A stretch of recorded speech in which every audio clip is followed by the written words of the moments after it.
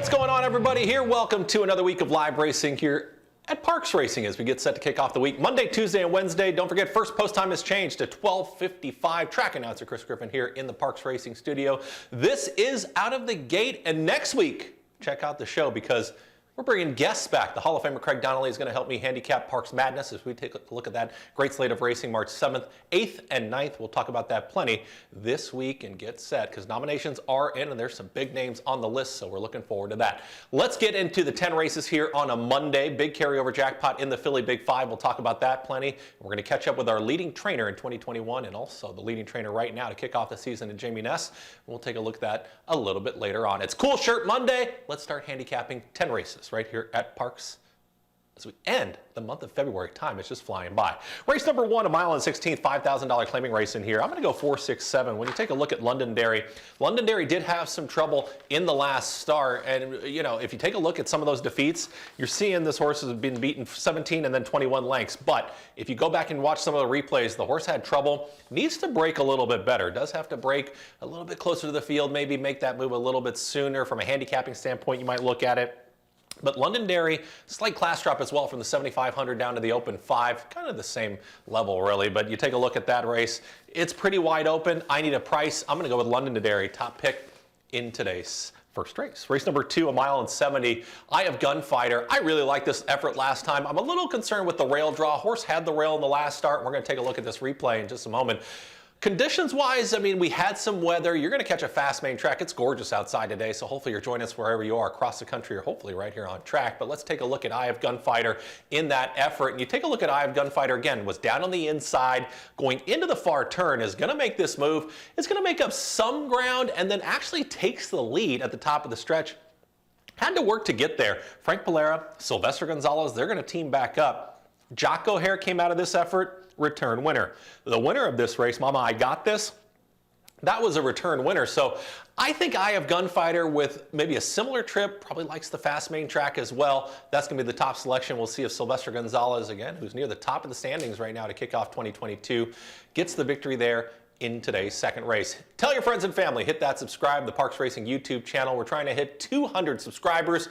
We're getting closer, but you need to hit that subscribe. Check it out on YouTube.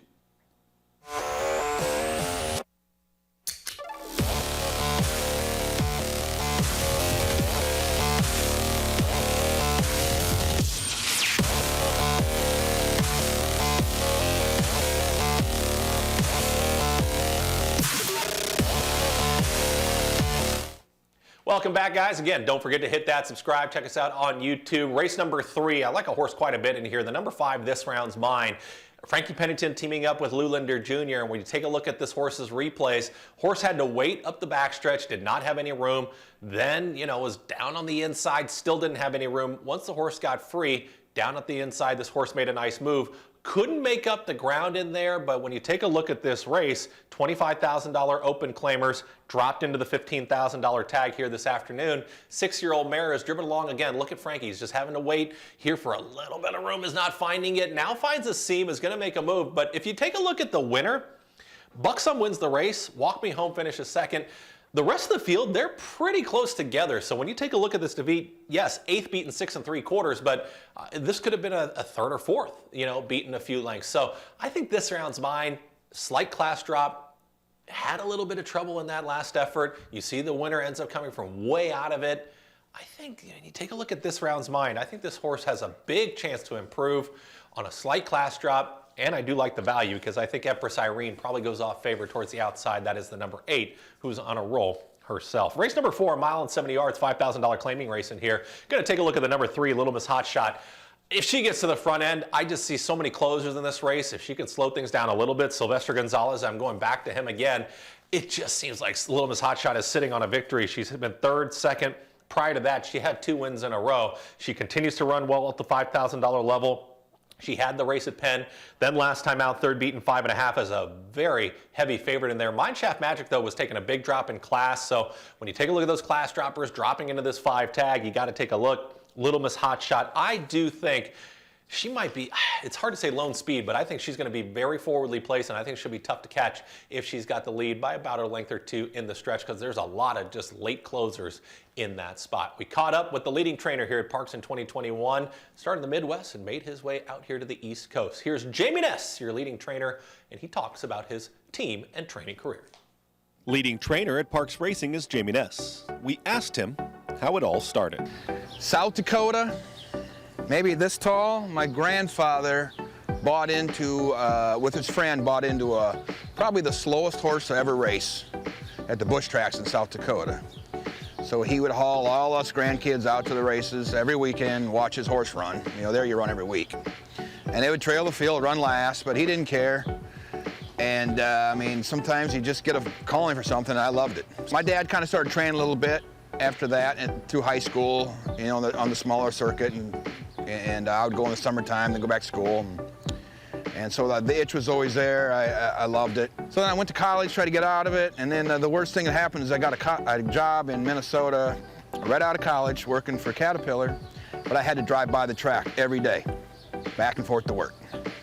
And I just, like, I worked 6 months, and I'm like, I want to do this, be a horse trainer, so. In Jamie Ness's younger years, his passion was always to be at the track. Absolutely. You know, I used to go to the track even when I didn't work there, and that's where I wanted to be, you know. And then I was young, and there was other younger guys in Minnesota, other younger people that were the same way. So we had kind of a little group, and we got together, and it was just a place to be. Jamie Ness talked about training in the Midwest, and a slight difference from training here on the East Coast. Midwestern's a little bit more family orientated, because I think the fact that we don't stay in one place at one time. So the end of Canterbury, we all get up and move to Prairie Meadows, or we move to Hawthorne, or we go this. So we kind of move together around. It's a little bit different. It's not one place. And you're used to living a very gypsy life, you know, real gypsy. You got to find someplace to live next town over, next town over, next town over. And we did that, and they still do that out there. You know, there's not one long meet. Jamie Ness spoke about one of his first owners in his training career. I mean, ironically, the first real owner that I had, like owner was in Canterbury, was the track announcer, Paul Allen. I don't know if you know Paul or not. I mean, he got a bunch of his people together, and I knew him because I punched tickets for the mutuals and trained at the same time to try to pay to support my training habit. So I knew Paul, and he got, I think we claimed a filly for $10,000. Her name was Cryptic Rumors, and she won first time. And his name was Slow Pay Stable. Of course, you know, I had no money, and I'm training for Slow Pay Stable. So Ness and his owners are atop the standings. Jamie Ness takes pride in winning for his connections, who he also calls friends. I have a lot of partners, and I'm usually a lot of the horses I'm involved a little bit in them, and I like it's funner to win a race and then call a couple of guys, friends actually, and say, you know, it's funner that way. It's not just me, you know. Are there any races out there that leading trainer Jamie Ness and his team still want to win? Everybody wants to get good horses. You know, obviously I want to run the Derby, and haven't really been close. But that's always a long-term goal. But you know, I'm getting a little tired. I got two young girls, 7 and 8. I want to watch them go to horse shows and whatever they got to do, you know, whatever activities they're involved in. So I can see a little slowdown coming soon. Thanks again to trainer Jamie Ness and his entire team. Talking about the Philly Big Five, starts in race number 6 on today's card, and you got a big carryover jackpot again, over $380,000. This is the highest it's ever been, folks. $380,262.42. It's a jackpot bet, pick 5 format, always the last 5 of the day with a 15% takeout. Hopefully I can bring you a winner here in race number 6, 7 furlongs being the distance, and there are a few tough races in this sequence. And you take a look at race number 6 in here, my top selection. Is this going to be one of them? Probably. I mean, my top pick is going to be 6-1 on the morning line. Frank Polera going back to this trainer with Dexter Haddock aboard. And BB's Rocket, 4th beaten 6th last time behind Gias Fuego, who was a return winner of the race. She talks too much. Might go off favored. This horse likes to drop to the back of the field, makes a really big run. If She Talks Too Much gets going and is within 3 of the lead at the top of the stretch. I think She Talks Too Much is going to win. She just seems to outrun horses in the stretch. That looks like a tough race. I think She Talks Too Much. I'm just not sure if there's enough speed. There are some scratches in there. I'm going to go 6-8-3 in that 6th race. When you take a look at race number 7, 5.5 furlongs, we're going to take a look at a race 2, because when you look at a wide open race, sometimes I feel like I'm overthinking it. I'm going to go back to Twirling Wind. Ruben Silvera and Jamie Ness, who we just saw in that package.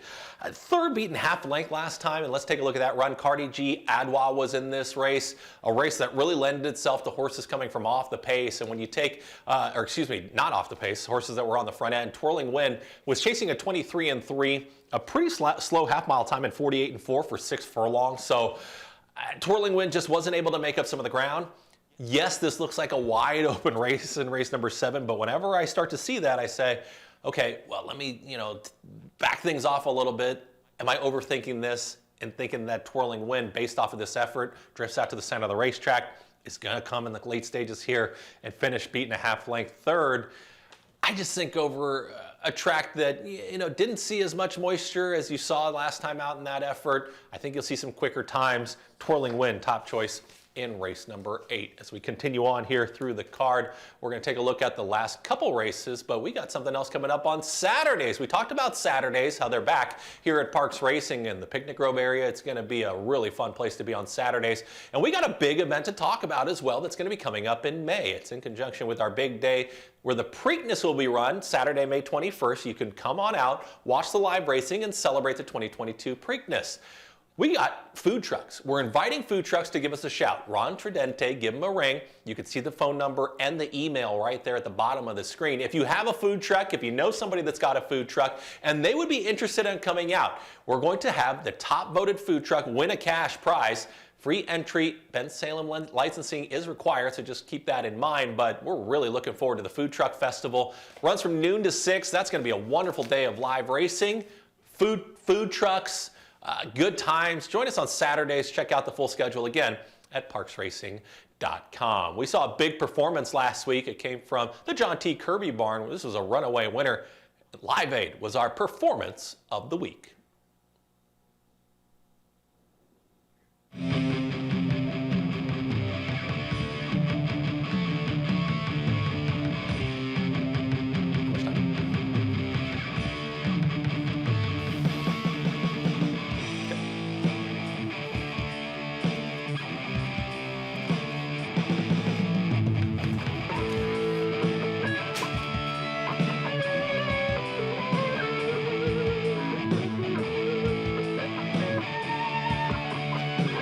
Sylvester Gonzalez is everywhere, man. I'm picking him a couple times, then he's on the screen there. Congratulations again to the Connections and young trainer John T. Kirby. We've got an interview coming up with him as well, and we'll show that. I think we're going to do a day in the life segment with John T. Kirby and talk about his barn and his upbringing, and it's nice to see some of those youngsters picking up wins right here at Parks Live Aid with the victory. Race number 8, a mile and 70 yards, 7,500 non-4 lifetime. Taking a look at the number 7 in here in Absolute Anna, strictly on a class drop. I mean, 10,000 down to 7,500. I don't know really where else to go in this race. This is one of those races where I think you got to add multiple runners in your Philly Big 5 sequence. Race 8 is tough. I'll land on Absolute Anna, but that is not a strong opinion in there in today's 8th. Race number 9, they should be going pretty quick up front. 5.5 furlongs is the distance. Eagle Man, I think, sits the right trip for trainer Kate Tomasi, and guess who is going to be aboard there? Excuse me, 3 is scratched. So the 6 is going to be Float On, my top choice, Ron Dandy and Edwin Rivera. Another horse that's going to come from off the pace, so I think things do set up for the 6 Float On. 4-year-old gelding by Bluegrass Cat. I think there's enough speed. Whenever you see street tail in there, you know they're going to be flying up front. Float On is the top choice in the 9th and final. We'll see what happens on this full card. I'm going to have plenty of paddock previews throughout the day. Don't forget to hit that subscribe button. Follow us on our social media platforms. You can check out the YouTube channel. Follow us on Twitter at Parks Racing. Follow me at In the Grandstand. YouTube, I'm not sure if we can check that out again. On that YouTube, you can just go ahead and click that subscribe. Find us on all of our social media platforms right here at Parks. There we go. Follow us on those platforms. And we'll see you next week when I got a guest for Parks Madness next Monday here at Parks Racing. Good luck on another week. That was Out of the Gate.